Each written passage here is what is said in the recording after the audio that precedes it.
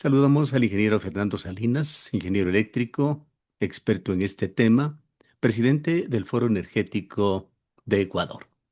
Quisiéramos, ingeniero Salinas, realizar con usted una vez más un diagnóstico por esta crisis de seguridad nacional por la que aparentemente atraviesa Ecuador, que se deriva de un desbalance estructural entre oferta y demanda eléctrica que da síntomas por uno y otro sitio, los cortes de energía que no son explicados, exacerbado de alguna manera por una impresión que queda de una parálisis en cuanto a planificación técnica. En las últimas horas, el gobierno ha reconocido que hay un déficit de unos 900 megavatios que intenta, de alguna manera, llenarlo con contrataciones de última hora, arrendamientos, y entendemos que tratar de comprar cualquier excedente de energía que pueda existir en Ecuador. Quisiéramos saber cómo se encuentra el camino del gobierno. ¿Está haciendo lo correcto o se perfilan mejores formas de asumir este problema que tiene componentes de hoy, de el corto plazo, pero sobre todo de largo plazo en Ecuador? Gracias, Gustavo, por la oportunidad de dirigirme a la ciudadanía a través de su prestigioso medio de comunicación Antena Uno.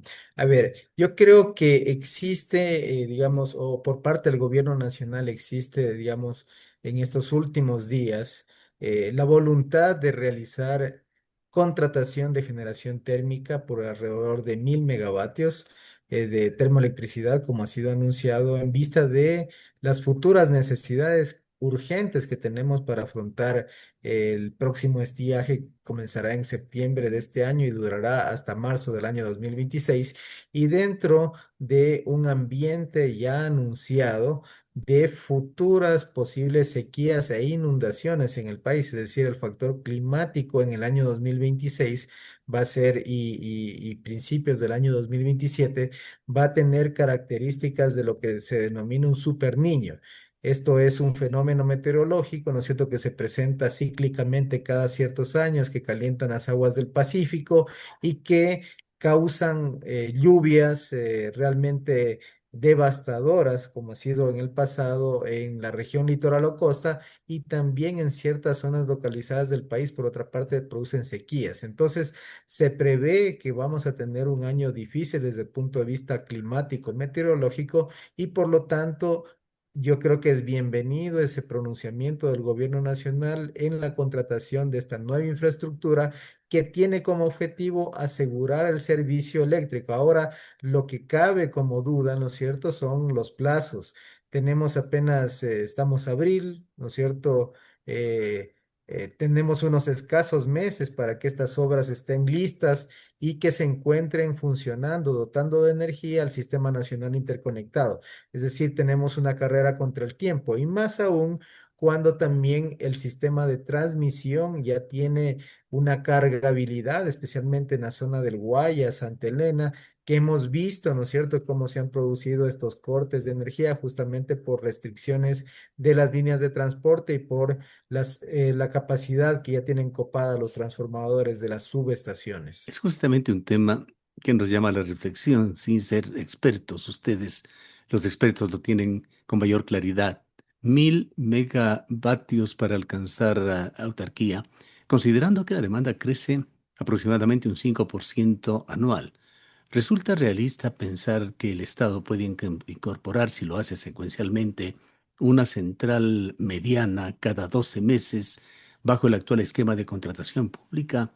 ¿O estamos condenados a un déficit crónico? Yo creo que las obras de emergencia se tienen que realizar ya, pero evidentemente allí yo creo que hay una falta de planificación para realizar este tipo de contrataciones, porque básicamente vivimos en urgencia, en la emergencia, y no nos ponemos a planificar algo que a vista de todos pues es necesario. La infraestructura eléctrica crece en alrededor de un 4, 5, 6% por año. Esto quiere decir alrededor de 200, 300, 400 megavatios por año que se tienen que ir instalando de nueva generación, pero vemos que esa generación, digamos, no se adiciona al Sistema Nacional Interconectado. Entonces creo yo que ha sido de hecho ya anunciado también por parte del presidente de la República que se cambia de ministro y el ministro nuevo o ministra nueva que tenga a su cargo esta cartera de Estado, pues tiene primeramente que sincerar el discurso, decir que esta es una crisis de la cual no vamos a salir en el corto plazo de meses o de un año, sino más bien con un plan programado de obras que nos permitan restablecer las condiciones de seguridad para el servicio eléctrico a nivel nacional. ¿Qué tipo de problemas vislumbra usted, sobre todo de riesgo, el hecho de todavía sustentarse en gran medida en Coca-Cola Sinclair y la apuesta que se está haciendo con respecto a esta central con serios problemas? Y lo otro, esa gran batería que se encuentra en riesgo, me refiero al embalse de Mazar operando constantemente cerca de sus niveles críticos. Yo creo que el riesgo que hay referente al tema de Coca-Cola Sinclair es, bueno, son dos. El primero referente al tema de las fallas que ya son de vieja data, las fallas de construcción en los distribuidores, que ese riesgo ha sido traspasado actualmente a la concesionaria de Coca-Cola Sinclair, que es ahora Sinohydro, quien fue quien la construyó y que a través de este laudo arbitral, digamos, se ha subsanado estos problemas que se tenía entre Select y Sinohydro y ahora pues esta central va a ser operada por la empresa constructora china Sinohydro, va a ser administrada, va a ser operada y también mantenida, de tal manera que ese riesgo en los distribuidores aparentemente está solucionado, porque se Pero le es un traspasa riesgo a que la no ha sido muy constructora. bien aclarado, un riesgo que lo comparte la constructora china, Todavía, pero también el Estado. sí, Gustavo, a eso quería ir. Todavía los términos de negociación no son claros porque no han sido, digamos, divulgados, publicados a la opinión pública.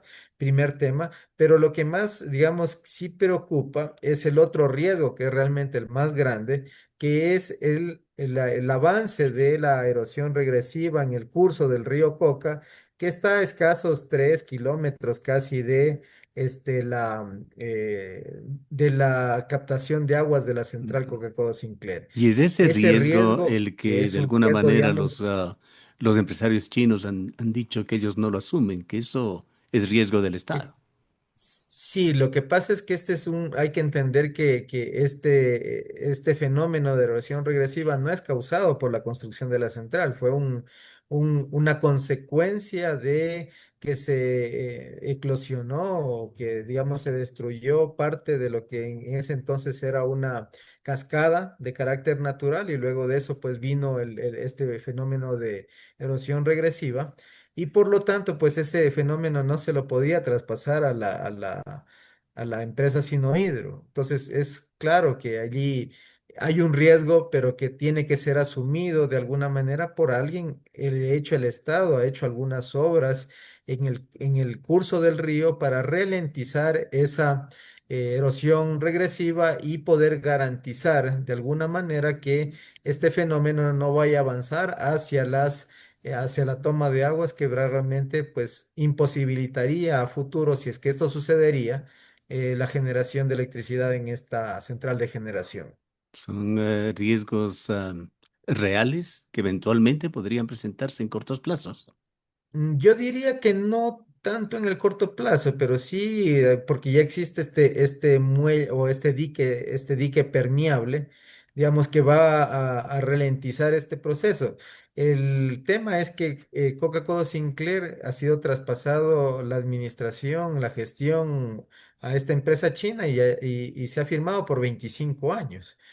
Pero no quiere decir bajo ningún concepto que va a durar esta obra o que la erosión regresiva en esos 25 años a lo mejor alcance ya pues a la central Coca-Cola Sinclair. Eso no está garantizado y efectivamente pues habrá que ver qué otro tipo de obras se puedan tener con el concurso, en este caso de Select, para que digamos se garantice que la central Coca-Cola Sinclair esté en operación.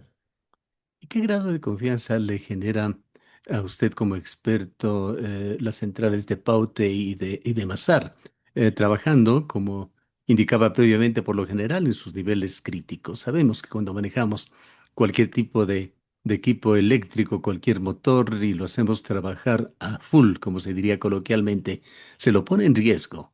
¿Hay algún tipo de riesgo que se genera por esta presión en la cual está trabajando la central eléctrica? ¿Hay algún tipo de colapso que eventualmente se puede No, presentar? Gustavo, más bien darle tranquilidad a la ciudadanía sobre ese tema, mientras se hagan los mantenimientos preventivos y correctivos del caso dentro de las centrales hidroeléctricas, estas centrales pueden estar funcionando tranquilamente el lapso de décadas. Por ejemplo, Coca-Cola Sinclair tiene 10 años, ¿sí? El caso de Paute Molino tiene creo que un poco más de 30 años, ¿sí? Y siguen funcionando.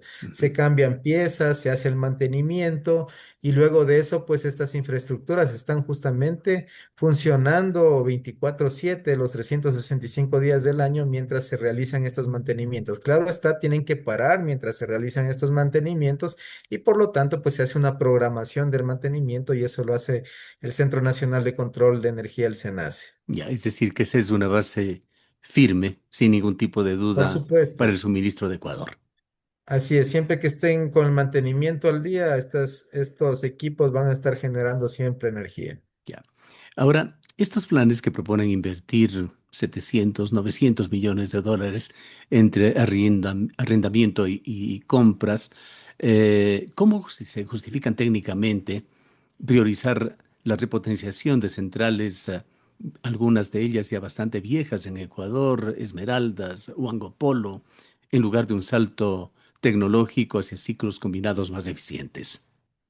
Gustavo, yo he hablado con usted y en otras entrevistas con otros medios y hemos visto que el tema de la disponibilidad del parque térmico a nivel nacional es bajísima.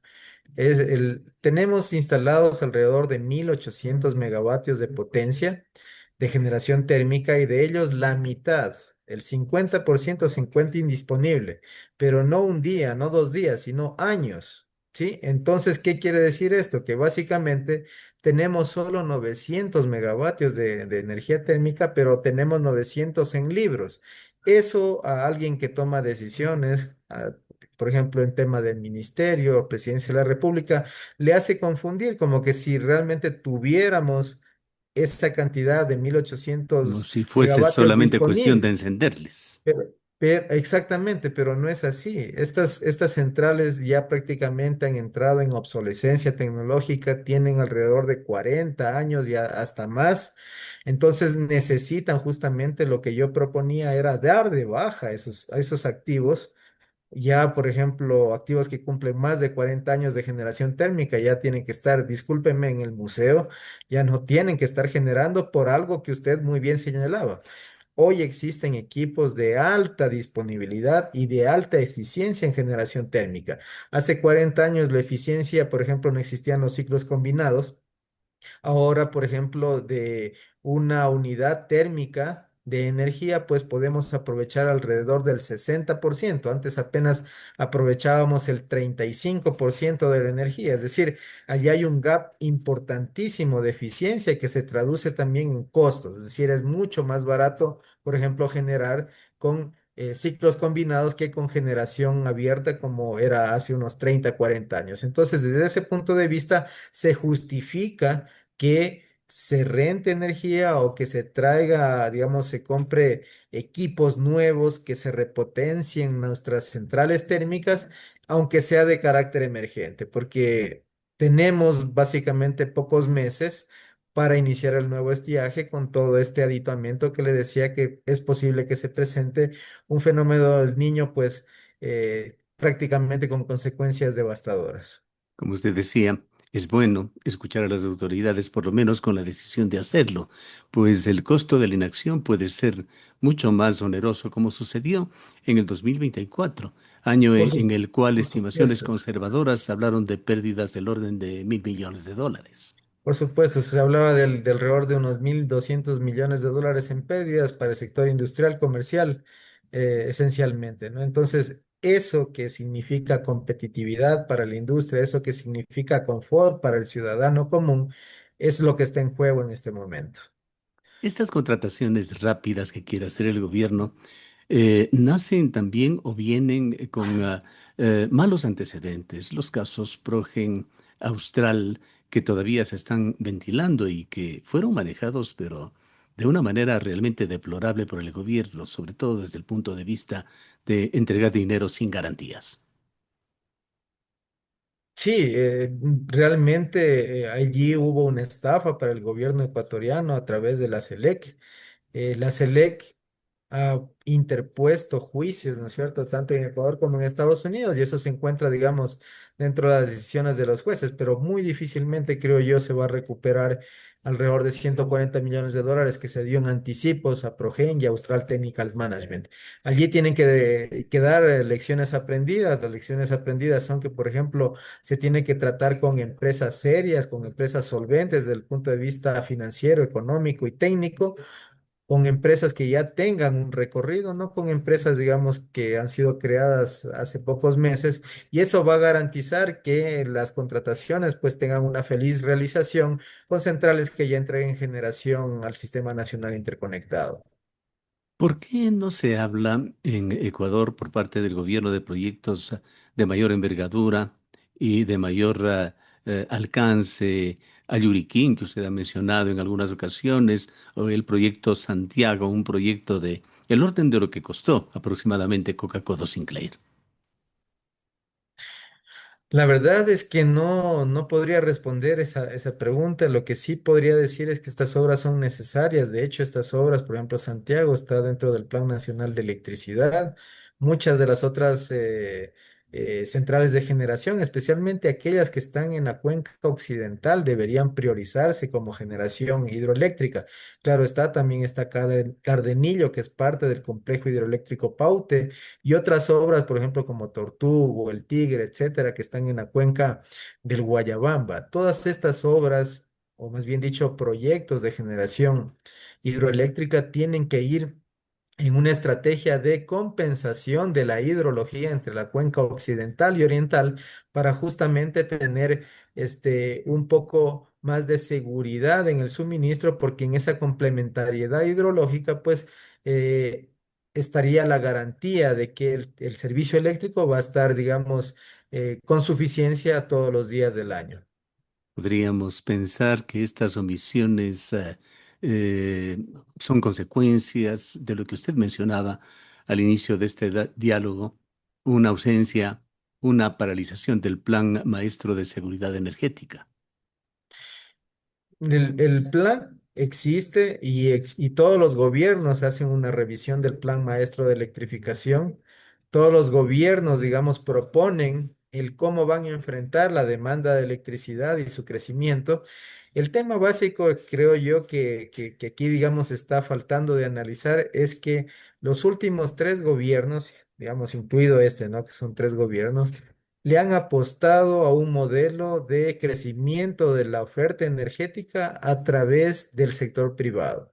Y han apostado todas sus cartas a que el sector privado va a ser el dínamo de inversión en el sector eléctrico, pero eso lamentablemente, digo lamentablemente por el país y por todo lo que ha sucedido, no ha dado resultados hasta el momento. Son ¿Sí? muy pocos los proyectos independientes Muy privados que han pocos. progresado. Así es, son proyectos especialmente de generación renovable no convencional como solar, unas cuantas hidroeléctricas, unos cuantos proyectos pequeñísimos de generación térmica, pero que no dan abasto o que no son comparables con la real necesidad del país. Decía yo al principio que necesitamos alrededor de 400, 300 megavatios adicionales por año, y lo que se construyen son 20, 30, 40 megavatios por año. Entonces, claro está, allí hay un déficit, ¿no es cierto? Evidente que ya, digamos, se evidencia, disculpen el pleonasmo, cuando existen los racionamientos energéticos. ¿Cómo está el otro tema muy complicado en lo comercial y en cuanto a las relaciones bilaterales, el tema de Colombia, que podría ser otra fuente de energía? A ver, primero decir que la interconexión eléctrica con Colombia es una infraestructura que ha servido, ¿no es cierto?, para el intercambio energético en los últimos alrededor de 20 años y que le ha dotado de seguridad energética a ambos lados de la frontera. Tanto Colombia como Ecuador nos hemos beneficiado de esta infraestructura. Lamentablemente, sí, por diferencias de carácter diplomático, por diferencias políticas entre los dos países, actualmente esa interconexión está deshabilitada. No existe en este momento la posibilidad de importar energía de Colombia, siendo que en los últimos meses del año 2000, del año 2025 y a principios en enero del año 2026, pues nos dotaba de la energía hasta un 7, un 8% de la energía que demandaba nuestro país. Y esa interconexión también era muy importante. ¿Por qué? Porque dotaba de la potencia en la punta. Es decir, cuando existe la mayor demanda de electricidad entre las 18 y las 22 horas, también se ponía en funcionamiento la interconexión con Colombia de tal manera que podríamos pasar sin ningún problema a abastecer la demanda punta. Entonces, por eso es que es importante, yo creo que cuanto antes restablecer esta interconexión con Colombia que nos permitirá también pues asegurar el suministro hacia futuro.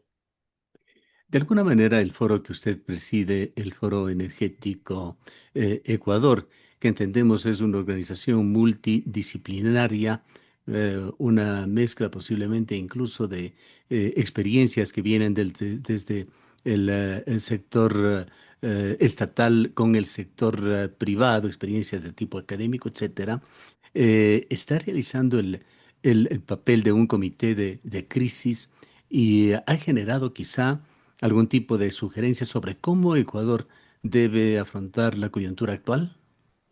Sí, de hecho, se hace, digamos, dentro del foro energético reuniones tendientes a orientar la política pública en términos de generación de electricidad, en términos también de hidrocarburos, de tal manera que efectivamente vamos a hacer un foro energético para mediados de año donde vamos a discutir todo lo que está relacionado con el acontecer de los sectores hidrocarburífero y eléctrico y vamos seguramente a poner en conocimiento de las autoridades lo que este conjunto de personas pensamos de cómo tenemos que gestionar de una manera eficiente, de una manera adecuada el sistema energético del país. ¿Cuáles serían las principales sugerencias, los pasos más urgentes que Ecuador debería dar en esta materia?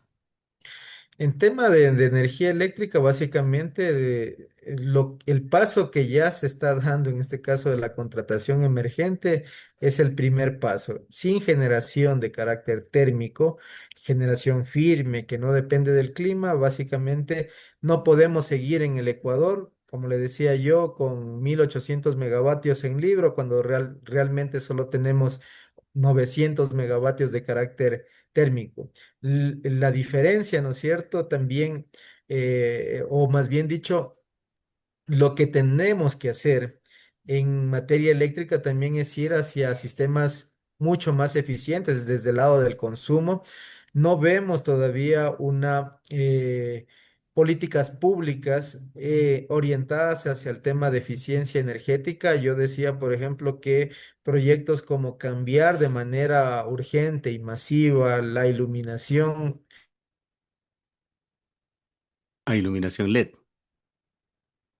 ¿cierto? Tanto económicamente como también en la demanda de energía y demanda de potencia, porque el alumbrado público pues se hace presente de noche, justamente en las horas de mayor demanda, es decir, tiene prácticamente muchas externalidades como para decir que este proyecto, por ejemplo, puede ser muy positivo para el país, pero no solo quedarnos en eficiencia energética en el alumbrado público, hablamos de políticas para implementar en los sectores de consumo residencial, en los sectores de consumo industrial, sobre todo, son pocos los clientes industriales y allí podríamos enfocarnos realmente para hacer una gestión de la demanda, por ejemplo, una demanda punta que permita también ahorros energéticos y ahorros para los clientes industriales a nivel Ya. nacional. Estas, Estas básicamente, así como las que propone el gobierno, serían acciones emergentes. ¿Qué decir en cuanto a las reformas estructurales? Yo creo que es interesante, o más bien dicho, también es urgente realizar una nueva reforma a la ley del servicio público de electricidad, donde se abra, ¿no es cierto? Y, bueno, de hecho ya se ha abierto un poco la posibilidad para que los inversionistas privados hagan, digamos, inversiones en un sector que antes le era vetado, pero ahora necesitamos una reforma para que se forme un mercado eléctrico para privados. ¿Qué quiere decir esto? Que generadores privados, autogeneradores privados y grandes consumidores de energía se pongan de acuerdo para solventar sus necesidades y dejarle, ¿no es cierto?, No la tengan que pasar por la infraestructura. intermediación del Estado.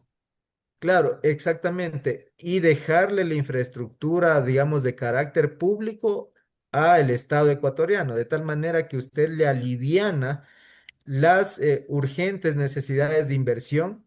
Para que usted tenga una idea, ¿no es cierto? El plan maestro de electricidad desde el año 2023 al año 2032 son un poco más de 11.000 millones de dólares de inversión, cuando el Estado básicamente no tiene esos recursos. Entonces, si es que se le da esta posibilidad para que haya un mercado de privados, pienso yo que allí va a tener un gran alivio financiero el Estado para dotar al servicio público, en este caso del servicio de electricidad. Con un tema que es parte de una solución posiblemente de gran dimensión, una mega solución, este proyecto Santiago. ¿Qué perdería el gobierno definiendo en forma inmediata un esquema de algún tipo de alianza que podría ser incluso público-privada para este proyecto que está en el orden de 2.400 megavatios y que podría ser una solución realmente definitiva, por lo menos para los próximos años? Sí, yo pienso que estos proyectos, ¿no es cierto?, que necesitan grandes cantidades de inversión, necesitan de hecho alianzas público-privadas. El marco legal y constitucional, digamos, está listo para que se lancen licitaciones, intenciones de interés por parte de empresas privadas para que construyan no solamente el proyecto Santiago, que a propósito requiere